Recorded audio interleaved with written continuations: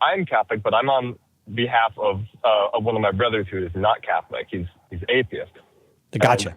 And he always has this one argument that I just cannot combat. I'm not sure how to, go about talking about it, Mm-hmm. And I guess what he says is, if God is omniscient, omnipotent, like he knows all things, he's all powerful. Mm-hmm. He knows the past, present, and future, right? Yep. That means he knows what's going to happen. Like he knows it's going to happen. By definition, he says that the universe would be deterministic, right? So then we would have no free will. Yeah, that is a common objection. It doesn't logically follow at all. Knowing what's going to happen doesn't mean that the person is going to do something doesn't freely do it. Like, okay, the fact you might know, there you go. Yeah. Like if I leave a Diet Coke out in Cy's office, he's going to drink it. That doesn't mean Cy doesn't have free will. It might mean I know how Cy is going to use his free will. Okay. So, okay. So then think about it like come this. back saying something like, okay, yeah. If you watch, let's say you record a sports game and then you watch it the next day, but you already saw the score, so you know how it's going to turn out. Did the players still have free will? This is true. Okay. I see what you're saying there.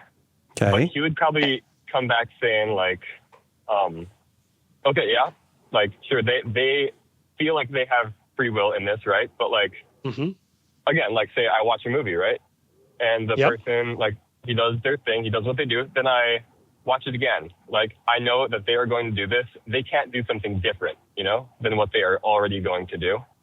So like, this is where the recording kind of lags as an example, but that's not because they don't have free will. It's because they're literally not alive when you're watching it again. Like you can watch an old timey movie from 100 years ago.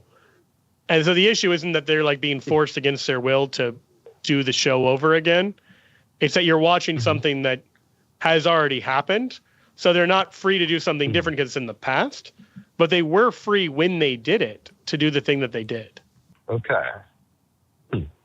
So even in that case, it's not really deterministic. It's just a case of the past is the past. Like if you read a book about a past battle, you might know how the battle turns out, but that doesn't mean that your reading the book forces, the Spartans to behave as they did or whatever.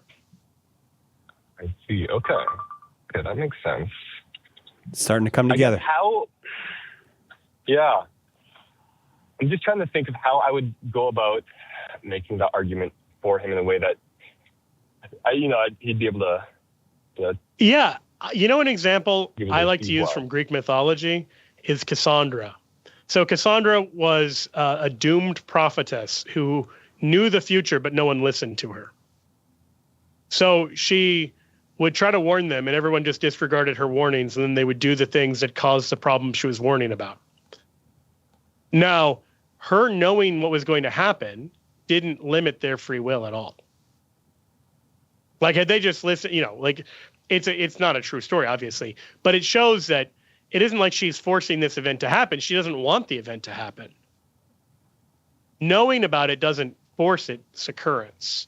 This is a common kind of misconception.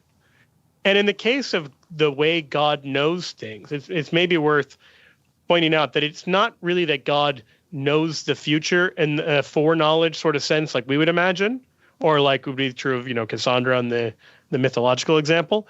It's rather that God is outside of time. And so past, present, and future are all simultaneously present to him. So the whole notion of a before and after in terms of prediction, et cetera, is not real in the full sense. God is sort of standing back from temporality in a certain way and can see the whole thing. But each of the individual parts, it can still be free within that, just because he can see how all of the parts fit together along all the centuries and everything else, doesn't mean that they're not still free parts. It can seem that way to us at a sort of intuitive level, but the minute you try to explain like why it would be deterministic, I think it does fall apart because there's too many counterexamples of us knowing something that's going to happen and it doesn't control the outcome.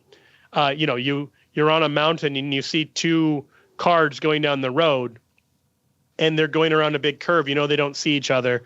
They're going to crash into each other. Your knowledge isn't forcing that to happen. Those cars could move out of the way, but from watching it that they're not going to. That's foreknowledge, but it's not a deterministic sort of foreknowledge in the sense that you're somehow forcing it to happen. I like that example. I think I could work with that.